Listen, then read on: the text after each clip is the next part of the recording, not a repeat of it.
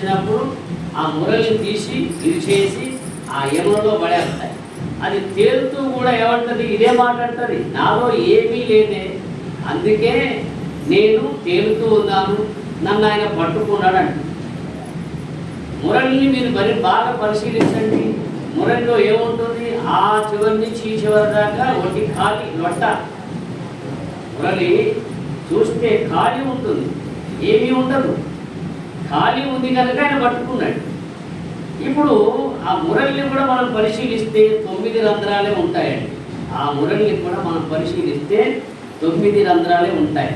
ఆ చివర ఈ చివర 2 కదా, మధ్యలో 6, ఇంకొకటి గాలి ఊదడానికి చిన్న రంధ్రం ఉంటుంది 9. మరి ఇది మురళే కదా. ఇది మోగుతుందంటే, ఇది మోగుతుంది కదా, ఇది మోగించేవాడు ఒకడు ఉన్నాడు లోన. ఇది మోగుతుందంటే, దీని విలాసం కొనసాగుతుందంటే భగవంతుడు లోన ఉండి ఆ పని చేస్తున్నాడు. అందుకోసం మురళి అన్న దాంట్లో ఒక వేదాంతం ఉంది. నాలో ఏమీ లేదు కనుక నన్ను భగవంతుడు పట్టుకున్నాడు, ఆయన నేను చేరువైనాను.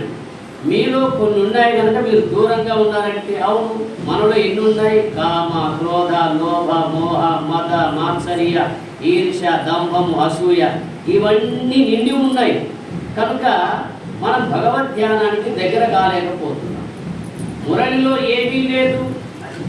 చూడండి, ఆ చెరువులో పడేసిన నీళ్ళల్లో పడేస్తే తేలుతుందా, మునుగుతుందా చెప్పండి.